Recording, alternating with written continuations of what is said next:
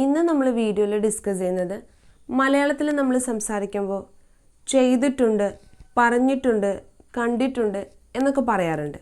ഇത്തരം സെൻറ്റൻസുകൾ നമ്മൾ ഇംഗ്ലീഷിൽ എങ്ങനെ പറയാം എന്നതിനെക്കുറിച്ചാണ്. നിങ്ങൾക്കെല്ലാവർക്കും വേണ്ടി ഞാൻ ഫുഡ് ഉണ്ടാക്കിയിട്ടുണ്ട്. നിങ്ങൾക്കെല്ലാവർക്കും വേണ്ടി ഞാൻ ഫുഡ് ഉണ്ടാക്കിയിട്ടുണ്ട്. നമുക്കൊന്ന് ഇംഗ്ലീഷിലേക്ക് മാറ്റാം. ഞാൻ I have cooked food for you all.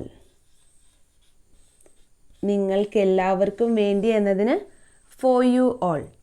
I have cooked food for you all. ഞാൻ നിങ്ങളെ മുൻപ് കണ്ടിട്ടുണ്ട്. ഞാൻ നിങ്ങളെ മുൻപ് കണ്ടിട്ടുണ്ട്. I have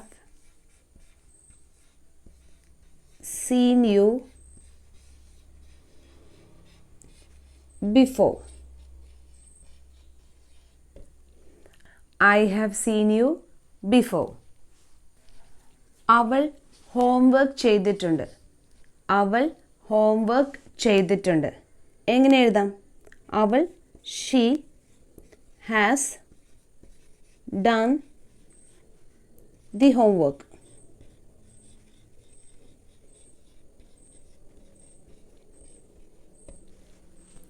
അവർ വീട് വൃത്തിയാക്കിയിട്ടുണ്ട്. അവർ വീട് വൃത്തിയാക്കിയിട്ടുണ്ട്. They have cleaned the house.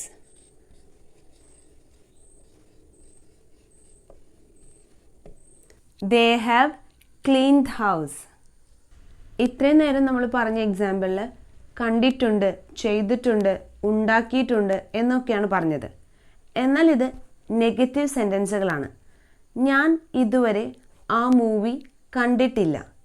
Sentence negative ആക്കാൻ വേണ്ടി ഹെൽപ്പിംഗ് വേർബിൻ്റെ കൂടെ നമ്മൾ നോട്ടാണ് ചേർക്കുന്നത്. I haven't എന്ന് പറഞ്ഞു കഴിഞ്ഞാൽ have plus not. I haven't seen the movie yet.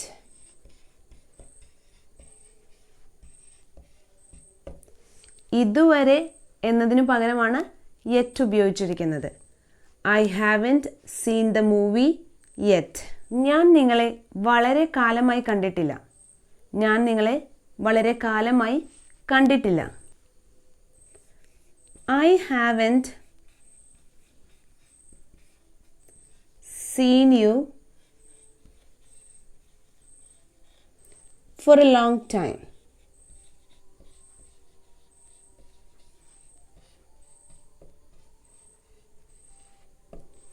വളരെ കാലമായി എന്നതിന് പകരമാണ് for a long time. I haven't seen you for a long time. ഇത്രയും നേരം നമ്മൾ എഴുതിയ സെൻറ്റൻസുകൾ ശ്രദ്ധിച്ചോ? ചെയ്തിട്ടുണ്ട്, പറഞ്ഞിട്ടുണ്ട്, കണ്ടിട്ടുണ്ട്, ഉണ്ടാക്കിയിട്ടുണ്ട്. ഇതെല്ലാം തന്നെ പ്രസൻറ്റ് പെർഫെക്റ്റ് ടെൻസിലാണ്. പ്രസൻറ്റ് പെർഫെക്റ്റ് ടെൻസ് ഒരുപാട് സിറ്റുവേഷനിൽ ഉപയോഗിക്കും. അതിലൊരു പ്രധാനപ്പെട്ട സിറ്റുവേഷനാണ് highlight recent actions with present relevance. അതായത് നമ്മൾ പറയുന്നതിൻ്റെ തൊട്ട് മുൻപ് എപ്പോഴെങ്കിലും കംപ്ലീറ്റ് ആയിരിക്കും ആക്ഷൻ, പക്ഷേ അതിൻ്റെ റിസൾട്ട് നമ്മൾ പറയുമ്പോഴും സിഗ്നിഫിക്കൻ്റ് ആയിരിക്കും, അല്ലെങ്കിൽ റെലവൻ്റ് ആയിരിക്കും. ഇത്തരം സിറ്റുവേഷനിൽ നമുക്ക് പ്രസൻറ്റ് പെർഫെക്റ്റ് ടെൻസ് ഉപയോഗിക്കാം. ഞാൻ നേരത്തെ പറഞ്ഞ അതേ എക്സാമ്പിൾ ഇവിടെ റിപ്പീറ്റ് ചെയ്യാം. She has done the homework.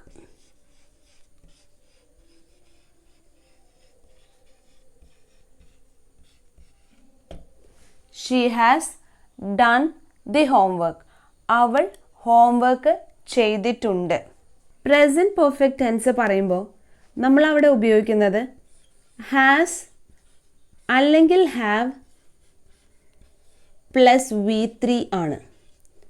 Has അല്ലെങ്കിൽ ഹാവ് എന്ന് പറയുമ്പോൾ സബ്ജക്റ്റിനനുസരിച്ചാണ് നമ്മൾ ഹാസ് അല്ലെങ്കിൽ ഹാവ് ഉപയോഗിക്കുന്നത്. സബ്ജക്റ്റ് സിംഗുലർ ആണെങ്കിൽ, സിംഗുലർ എന്ന് പറയുമ്പോൾ ഹി, ഷീ, ഇറ്റ്.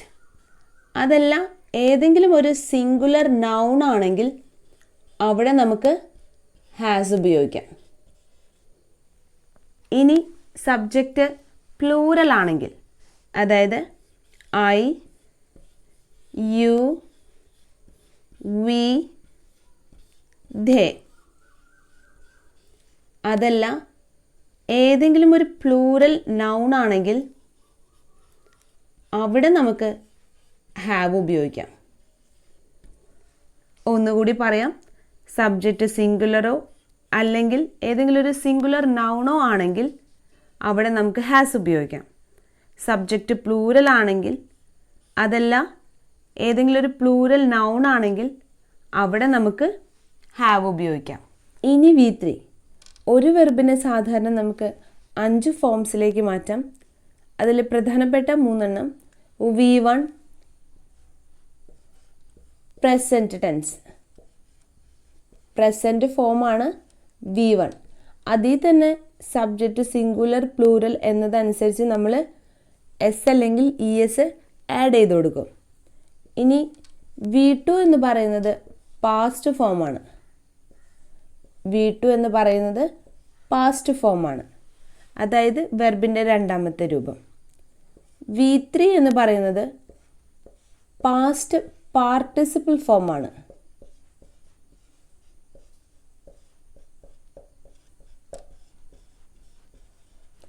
V3 എന്ന് പറയുന്നത് പാസ്റ്റ് പാർട്ടിസിപ്പിൾ ഫോമാണ്. ഈ V3 ആണ് നമ്മൾ പ്രസൻറ്റ് പെർഫെക്റ്റിൽ ഉപയോഗിക്കുന്നത്. എക്സാമ്പിൾ, പ്ലേ എന്ന് പറയുന്ന വെർബ് V1 എന്ന് പറയുന്നത് പ്ലേ ആണ്. V2 പാസ്റ്റിലേക്ക് മാറ്റുമ്പോൾ പ്ലേഡ്. V3 ഇവിടെ ഇത് പ്ലേഡ് തന്നെയാണ്. എന്നാൽ എല്ലാ വെർബിൻ്റെയും V2 V3 സെയിം ആകണമെന്നില്ല. ഈ വെർബിൻ്റെ V2 V3 സെയിം തന്നെയാണ്. നമ്മൾ നേരത്തെ പറഞ്ഞ example, she has done her homework. She has done Har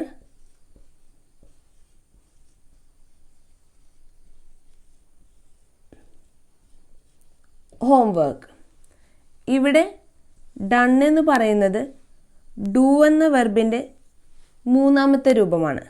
do V1, did V2, done V3. അപ്പോൾ പ്രസൻറ്റ് പെർഫെക്റ്റ് ടെൻസിൽ has or have plus V3. Subject singular ആണെങ്കിൽ ഹാസ്, സബ്ജക്റ്റ് പ്ലൂറൽ ആണെങ്കിൽ ഹാവ്. അപ്പോൾ ഇന്ന് നമ്മൾ വീഡിയോയിൽ ഡിസ്കസ് ചെയ്തത് പ്രസൻറ്റ് പെർഫെക്റ്റ് ടെൻസിൻ്റെ ഒരു പ്രധാനപ്പെട്ട യൂസിനെ കുറിച്ചാണ്. അത് നമ്മുടെ ഡെയിലി ലൈഫിൽ നമുക്ക് എങ്ങനെ ഉപയോഗിക്കാം എന്നതിനെക്കുറിച്ചാണ്. പ്രസൻറ്റ് പെർഫെക്റ്റ് ടെൻസ് എഴുതുമ്പോൾ subject plus has or have plus V3. മനസ്സിലായി എന്ന് വിചാരിക്കുന്നു. Thank you.